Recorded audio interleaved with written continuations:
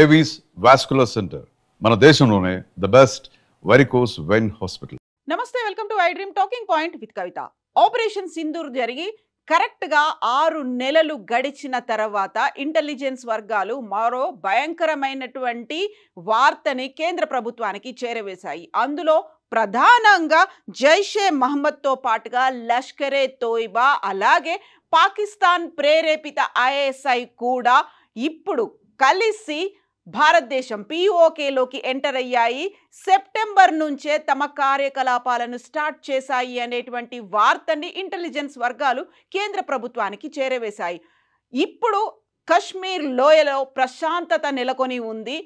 పర్యాటకుల సంఖ్య కూడా మెల్లిమెల్లిగా పెరుగుతోంది. ఎట్ ద సేమ్ టైం అక్కడ లోకల్ బాడీ ఎన్నికలకు సంబంధించినటువంటి ప్రయత్నాలు కూడా ఉన్నాయి. కాబట్టి ఇప్పుడే దాన్ని డీస్టెబిలైజ్ చేయాలి, డిస్టర్బ్ చేయాలి అనేటువంటి ఉద్దేశంతో లష్కరే తోయిబాతో పాటుగా జైషే మహమ్మద్ కూడా ఈ మధ్యనే మోహరించాయి.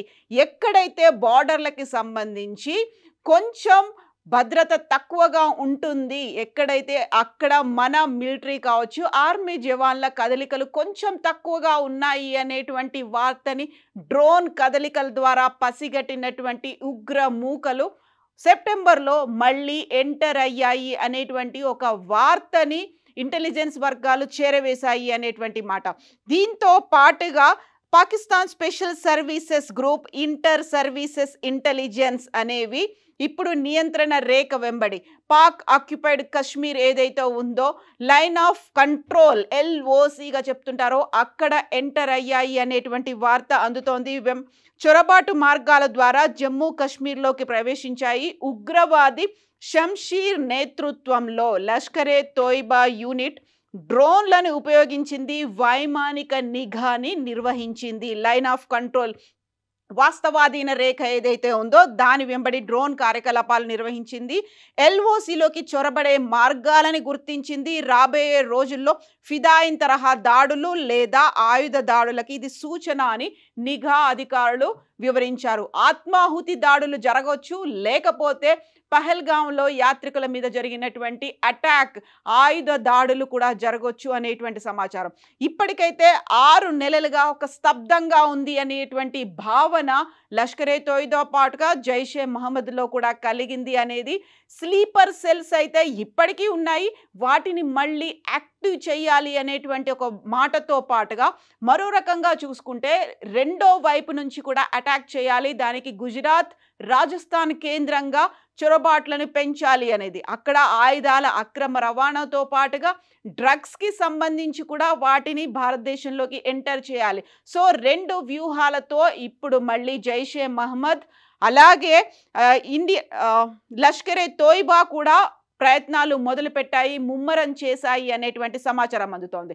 కరెక్ట్గా ఈ సమాచారం నేపథ్యంలోనే రక్షణ శాఖ మంత్రి రాజ్నాథ్ సింగ్ కూడా బీహార్ ఎలక్షన్స్ క్యాంపెయిన్లో భాగంగా ఆపరేషన్ సింధూర్ ప్రస్తావన తెచ్చారు.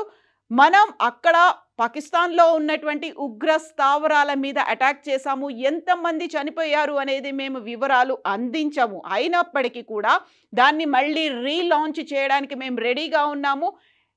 ఈ మధ్య కాలంలోనే పాకిస్తాన్ అలాంటి దురాగతానికి పాల్పడుతుందని మేము భావించట్లేదు, అయినప్పటికీ కూడా ఆపరేషన్ సింధూర్ని మేము పాస్ చేయలేదు, దాన్ని రీలాంచ్ చేస్తాము అనే మాటని నిన్న మళ్ళీ రక్షణ శాఖ మంత్రి రాజ్నాథ్ సింగ్ బీహార్ ఎన్నికల ప్రచారంలో మాట్లాడారు. ఆపరేషన్ సింధూర్ ప్రస్తావన తెచ్చారు. నర్మగర్భంగా అనిపిస్తున్నప్పటికీ అదొక డీప్ ఇండికేషన్ గా భావించవచ్చు.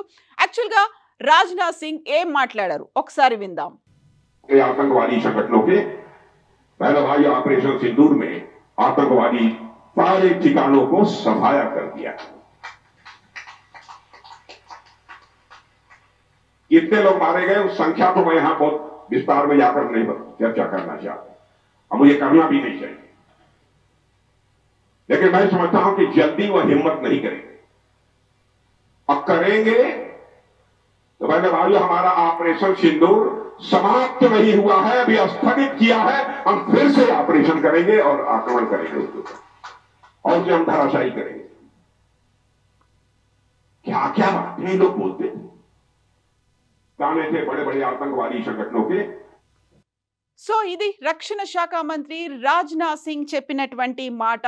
గతంలో చాలా రెచ్చిపోయేవాళ్ళు అంతర్జాతీయ వేదికల మీద కూడా పాకిస్తాన్ చాలా గొప్పగా మాట్లాడుకుంటూ ఉండేది. బట్ మేము వారి మూలాలు, ఉగ్ర మూలాలు, స్థావరాలు ఏదైతే ఉన్నాయో వాటి మీద అటాక్ చేశాము అనే మాట. బట్ మేము రీలాంచ్ చేయబోతున్నాము అనేది. సో ఒకవైపేమో త్రిశూల వ్యూహం అనేది జరుగుతోంది త్రివిధ దళాలకి సంబంధించి. ఆపరేషన్ త్రిశూల్ మీద ఇప్పటికైతే అక్కడ మన బార్డర్లో, గుజరాత్ బార్డర్లో ప్రతి సంవత్సరం జరిగినట్టుగానే అక్కడ వైమానికానికి విన్యాసాలు అనేవి జరుగుతున్నాయి. ఆర్మీతో పాటుగా త్రివిధ దళాలు అక్కడ మోహరించి ఆపరేషన్ త్రిశూల్ అనేది అక్కడ జరుగుతున్న సమయంలోనే ఇప్పుడు రాజ్నాథ్ సింగ్ చేసినటువంటి ఈ వ్యాఖ్యల్ని ఎలా చూడొచ్చు? ఖచ్చితంగా ఇంటెలిజెన్స్ రిపోర్ట్ అనేది తమ వద్ద ఉంది అనే దాంతో పాటుగా ఇప్పుడు ఐఎస్ఐ ఇంటర్ సర్వీసెస్ ఇంటెలిజెన్స్ మాజీ ఐఎస్ఐ సైనికులతో పాటుగా ఉగ్రవాదులతో కూడిన పాకిస్తాన్ బోర్డర్ యాక్షన్ టీములను ఏర్పాటు చేస్తోంది. పాకిస్తాన్ ఆక్రమిత కాశ్మీర్ అంతటా మోహరించారు అనేటువంటి ఇంటెలిజెన్స్ నివేదిక కేంద్రం దగ్గర ఉంది. కాబట్టి గత అక్టోబర్లో జమాతే ఇస్లామీ, హిజ్బుల్ ముజాహిదీన్ సభ్యులు ఒకచోట సమావేశం అయ్యారు అనేటువంటి మాట. సో పహల్గామ్ ఇన్సిడెంట్ అనేది జరిగినప్పుడు ద రెసిస్టెన్స్ ఫ్రంట్ అనేది అటాక్ చేసినట్టుగా అనౌన్స్ చేసుకుంది. ఇవన్నీ కూడా ఉగ్రవాద మూకలకి సంబంధించి సరికొత్తగా ఏర్పడినటువంటి రెసిస్టెంట్ ఫ్రంట్ అప్పుడు అటాక్ చేస్తే ఈసారి జైషే మహమ్మద్తో పాటుగా లష్కరే తోయిబా కూడా ఈసారి ఆ పెద్దలు సమావేశమయ్యారు, రహస్యంగా సమావేశమయ్యారు. వీటికి ఫండింగ్ అనేది స్వయంగా పాకిస్తాన్ గవర్నమెంటే ఇస్తున్నట్టుగా సమాచారం అందుతోంది. కాబట్టి వారంతా ఇప్పుడు భారత రక్షణ శాఖ అధికారులకి ఈ నిఘా సమాచారం అనేది క్లిష్టమైన హెచ్చరికగా కూడా భావిస్తున్నారు. ఈ నేపథ్యంలోనే భారత సైన్యం నిఘా యంత్రాంగం హై అలర్ట్లో ఉంది. గుజరాత్, రాజస్థాన్ పశ్చిమ సరిహద్దుల్లో భారతదేశం తన త్రిశూల్ ట్రై సర్వీసెస్ని, అంటే త్రివిధ దళాలకి సంబంధించినటువంటి ట్రై సర్వీసెస్ విన్యాసాలు నిర్వహిస్తున్న సమయంలోనే ఈ సమాచారం అనేది బయటపడింది.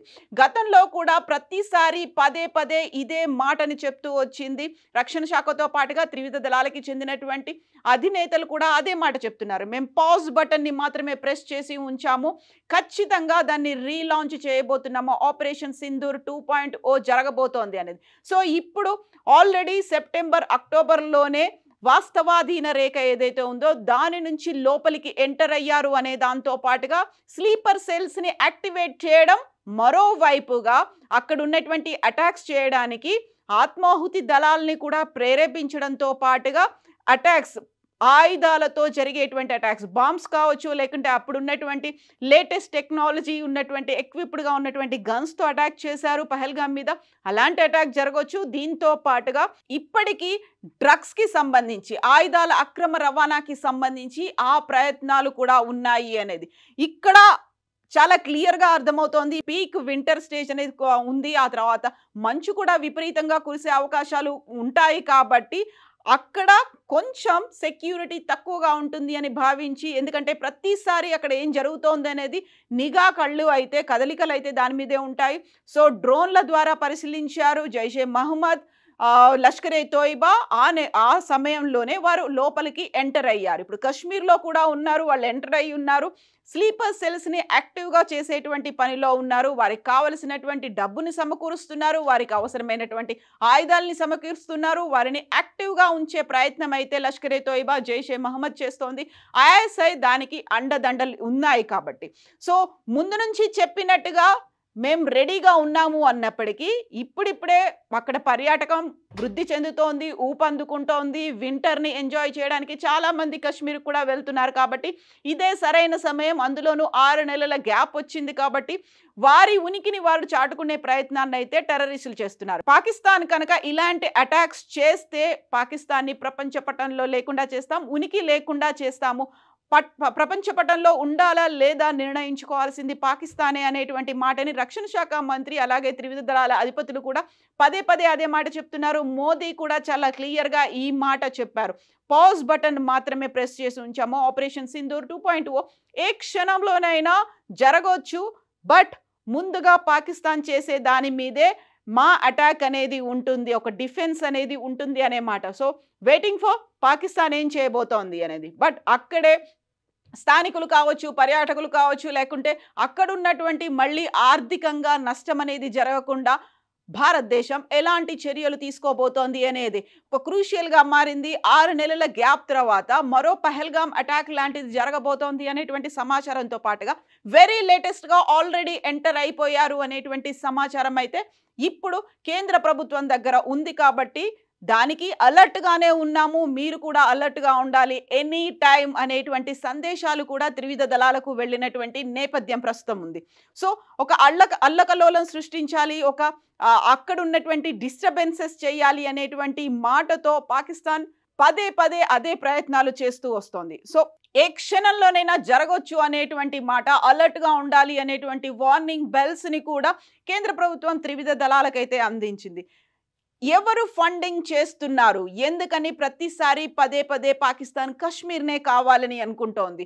ఇప్పుడు పహల్గామ్ కాకపోతే గతంలో జరిగినటువంటి అటాక్స్ వాటిని మించి జరగాలి, వాటిని మించినటువంటి ఇంకొక అటాక్ చేయాలి అనేటువంటి పాకిస్తాన్ ఉద్దేశం, లేకుంటే మనం అలర్ట్గా ఉండాల్సినటువంటి అవసరం ఉంది అనేటువంటి మాటలు, వాదనలు ఇవన్నీ కూడా వినిపిస్తున్నాయి. పాకిస్తాన్కి సంబంధించి చేస్తున్నటువంటి ఈ దుశ్చర్యలని ఎలా అడ్డుకోవాలి, భారతదేశం ఎలాంటి స్ట్రాటజీతో ఈసారి ముందుకెళ్తోంది వేచి చూడాలి. బట్ ఈ ఆపరేషన్ సింధూర్ 2.0కి సంబంధించి రాజ్నాథ్ సింగ్ చేసినటువంటి ఈ వ్యాఖ్యల్ని మీరు ఎలా చూస్తున్నారో కామెంట్స్ రూపంలో తెలియజేయండి.